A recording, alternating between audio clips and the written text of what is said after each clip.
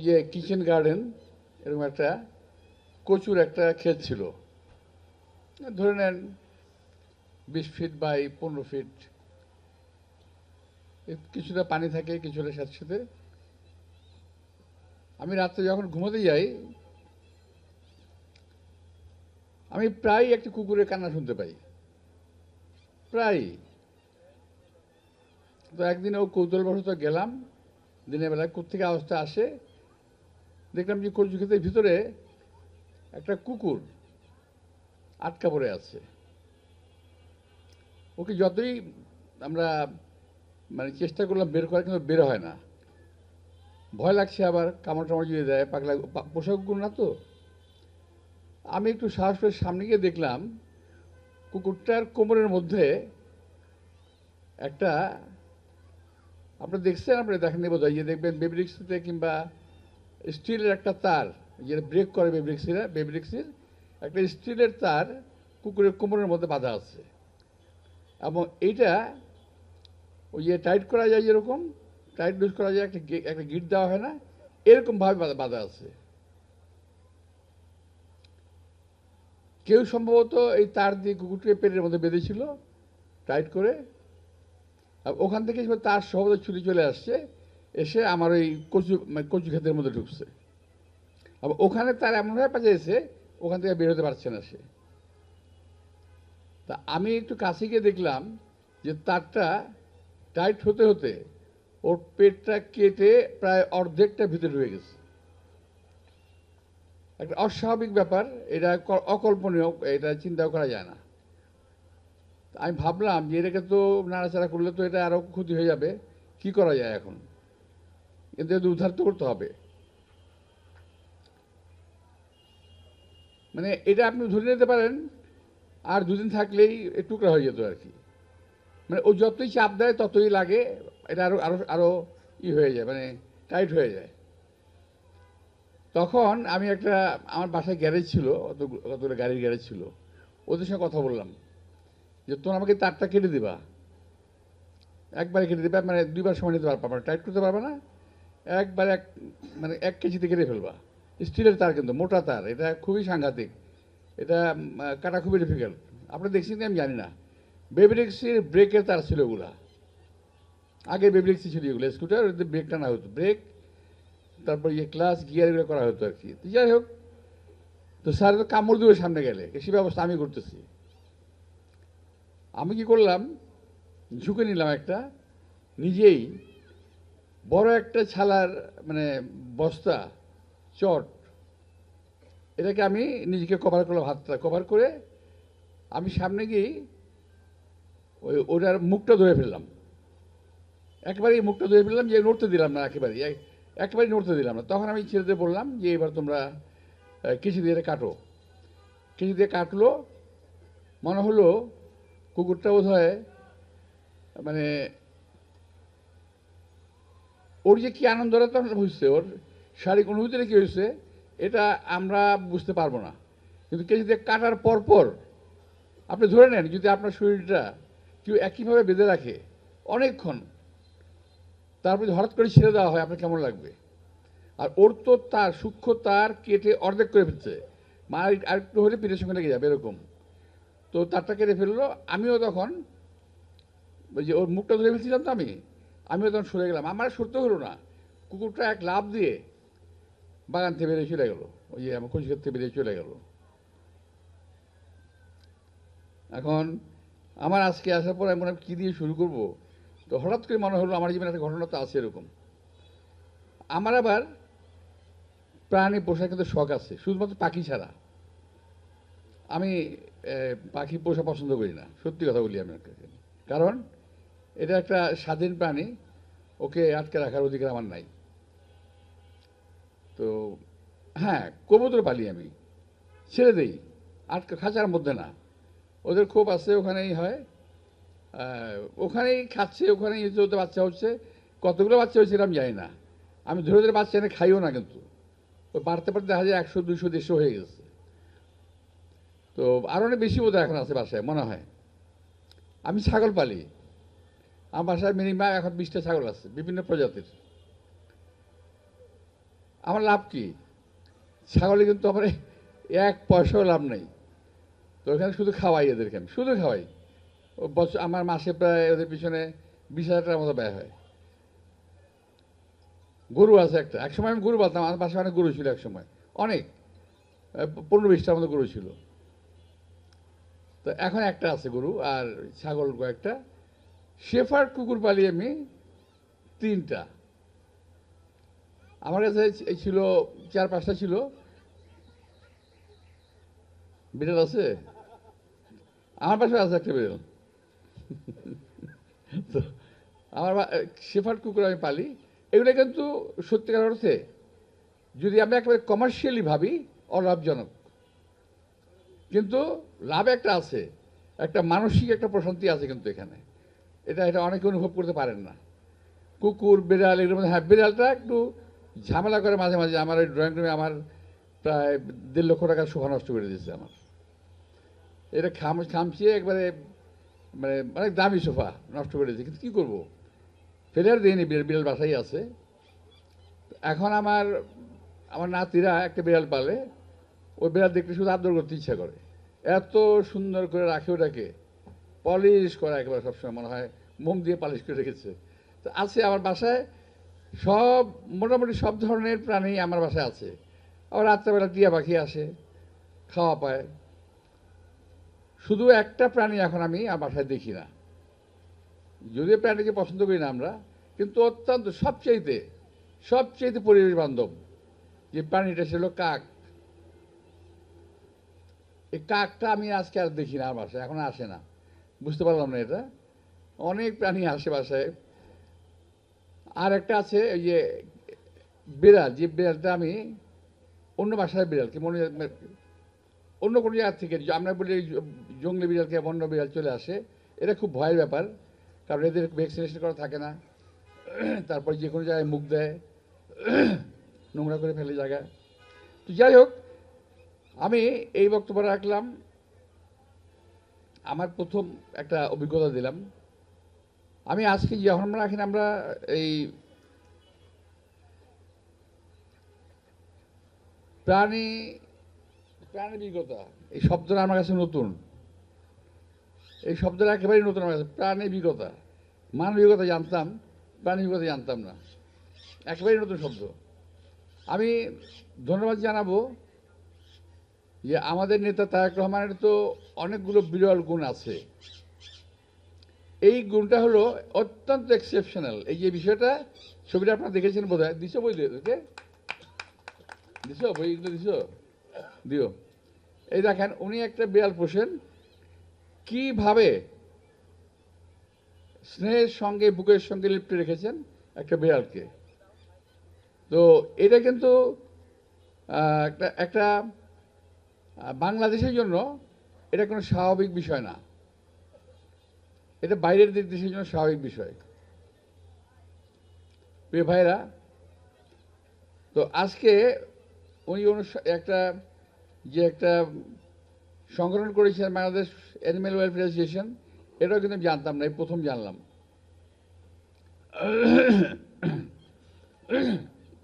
আবার এটা আমি মনে করবো যে এটা এটা একটা এক্সেপশনাল। আমি জীবনে বহু সভা করেছি, বহু সমিতি করেছি, বহু নির্বাচন করেছি, বহু নির্বাচনী সব বক্তব্য দিয়েছি, কিন্তু এই ধরনের একটা প্রোগ্রাম আমার জীবনে এই প্রথম, আমি কখনো আর পাই নাই। এই জন্য আমি আমাদের অ্যাক্টিং চেয়ারম্যান তারেক রহমান সাহেবকে অন্তঃস্থল থেকে আমি ধন্যবাদ জানাবো যে এই যে মানবিক একটা গুণাবলী, বিরল একটা গুণাবলী, এটা আমার জানা ছিল না। যাই হোক,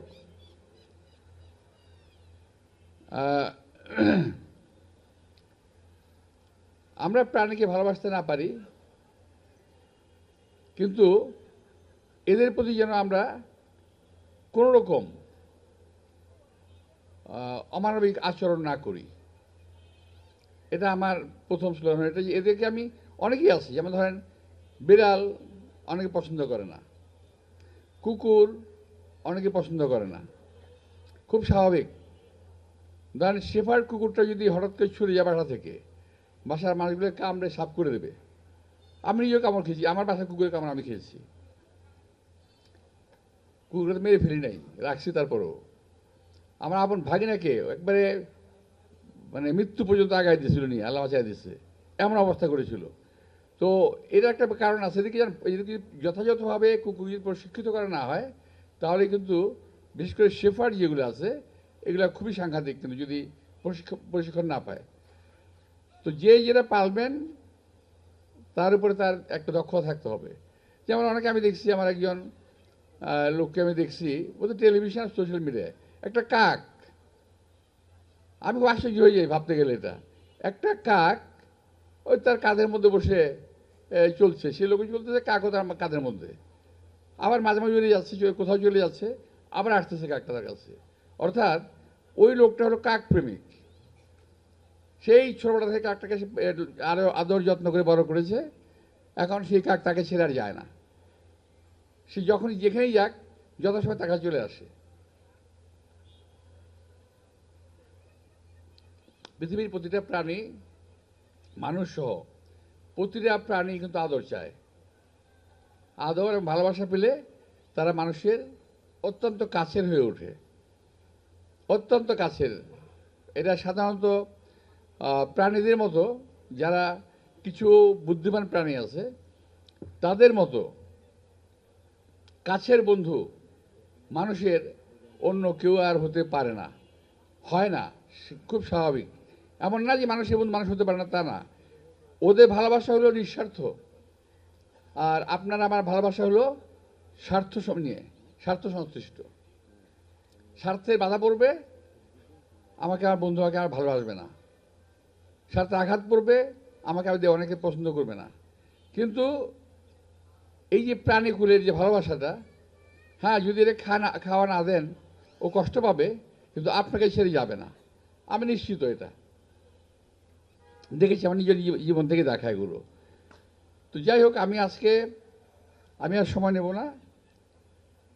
আমি প্রথমে যেটা বলা উচিত ছিল আমার, আমি ভুলে গেছি, আমি দুঃখিত, ক্ষমা প্রার্থী। আজকে যখন আমরা এখানে একটা অনুষ্ঠান করছি, আমরা নির্বাচনী পরিচালনা করছি,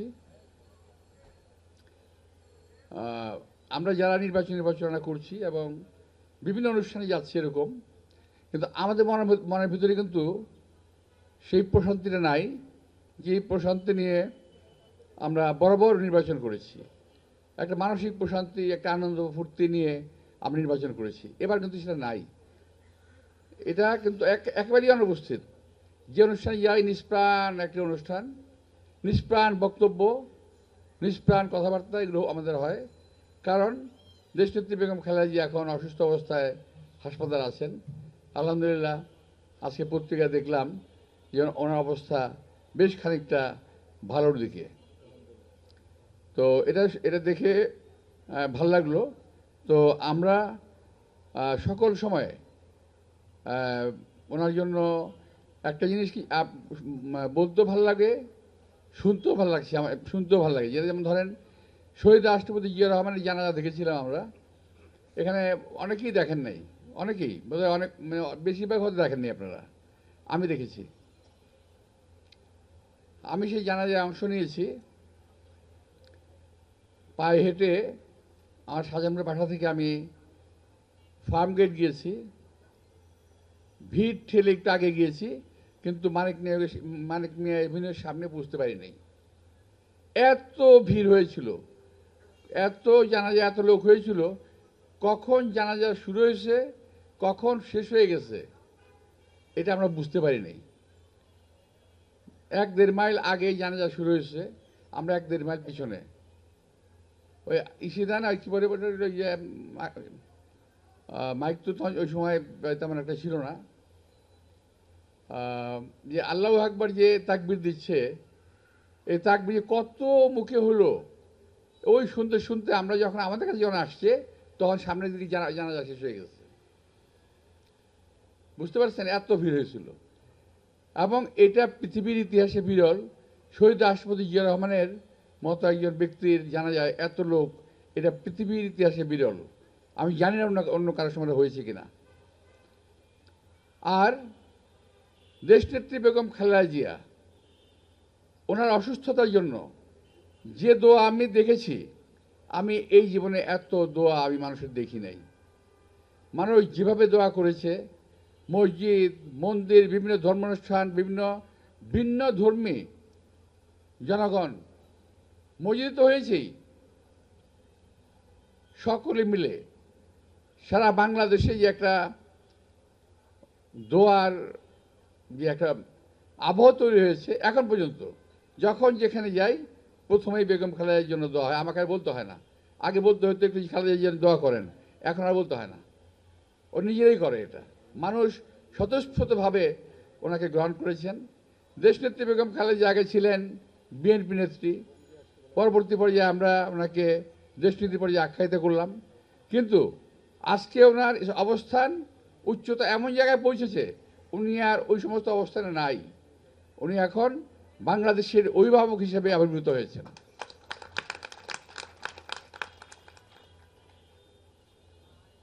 তো আমরা কামনা করব পরম দয়ালু করুন আল্লাহ তালার কাছে যে আল্লাহ তালা যেন তাকে, তার প্রতি মানুষের যে দরদ, তার যে ভালোবাসা, এটা যেন একবার উনি ভালোভাবে দেখে যেতে পারেন যে এই দেশে মানুষ তাকে কতটুকু ভালোবাসে।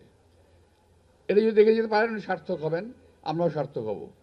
যাই হোক, আপনারা যারা আজকে অনুষ্ঠান আয়োজন করেছেন আমি তাদেরকে আন্তরিক ধন্যবাদ জানাচ্ছি। আর এই একটা ব্যতিক্রমী অনুষ্ঠানে আমি বললাম না যে আমার জীবনের প্রথম এই ধরনের একটা অনুষ্ঠান, সেই জন্য আপনাদেরকে আমি ধন্যবাদ জানাচ্ছি যে এখানে আমাকে অংশগ্রহণের সুযোগ দিয়েছেন, অংশগ্রহণ করার। আপনাদের সবাইকে ধন্যবাদ। আসসালামু আলাইকুম। কোথায়? এখানে আমি এই অনুষ্ঠানের ভেটেরিনারি মেডিকেল ক্যাম্পের এই অনুষ্ঠানের শুভোদ্বোধন ঘোষণা করছি পরম দয়ালু করুন আল্লাহ তাআলার নামে। সবাইকে ধন্যবাদ। আসসালামু আলাইকুম। ও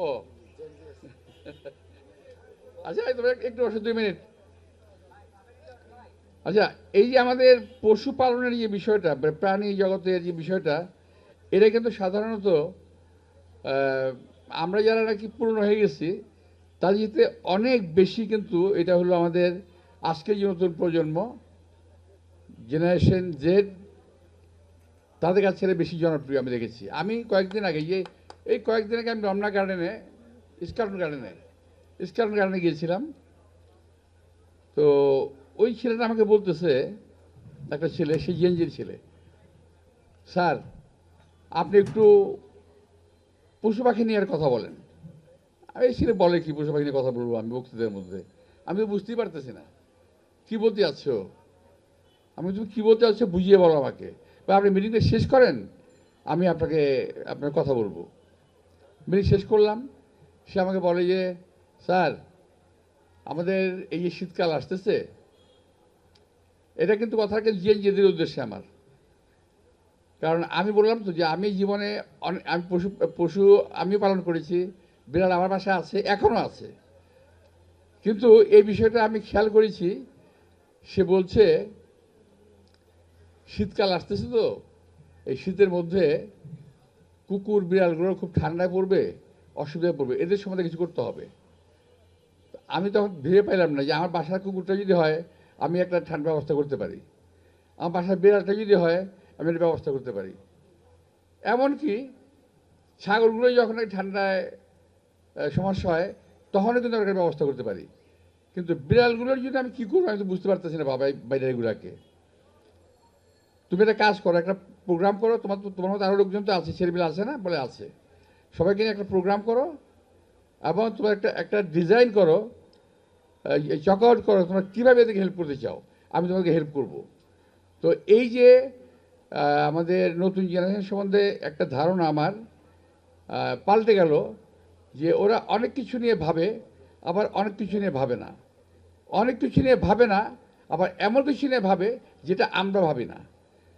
এটা হলো আমাদের সঙ্গে একটুখানি তফাৎ ওদের। যাই হোক, তোমরা যারা আছো, তোমরা যে রাস্তায় যাচ্ছ এখন, এটা সঠিক রাস্তা, তোমাদের এই রাস্তায় যেতে হবে। কারণ আরেকটা হলো কি জানো, জেনারেশন জেড মানেই কিন্তু সব না, তোমাদের পরে আবার আলফা আছে, তাই না? আলফা আছে, তারপর আবার আমাদেরকে কী বলে বলো তো? আমাদের কি বলা হয়? এই জেনজিদের আমার ছেলেমেয়েরা বলো, আমাদের বয়সী আমরা যারা আছি কী বলা হয় এদেরকে?